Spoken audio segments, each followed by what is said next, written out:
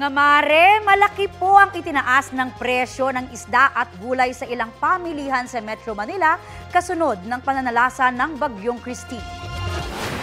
Gaya na lang sa Marikina Public Market. Ayon sa ilang nagtitinda, bukod sa mataas ang kuha nila sa mga panindang inaangkat pa sa Lucena at Palawan, may kakulangan din daw sa supply. Pinakamura raw na mabibili ang tilapia na nasa 180 pesos kada kilo. Tumaas yan ng 20 pesos. Habang pinakamahal ang pompano na dating 400 pesos, ngayon nasa 440 pesos per kilo na. Lumobo rin ang presyo ng iba pang lamang dagat gaya ng pusit na dating 400 pesos, 550 pesos per kilo na ngayon.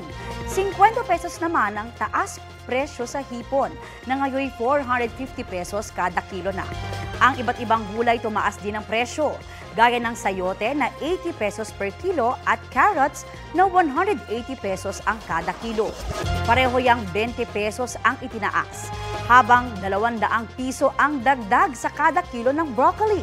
Batay sa latest monitoring ng Department of Agriculture, nasa 120 pesos hanggang 420 pesos ang presyo ng iba't ibang isda sa NCR, habang nasa 45 pesos hanggang 500 pesos per kilo naglalaro ang presyo ng ilang gulay.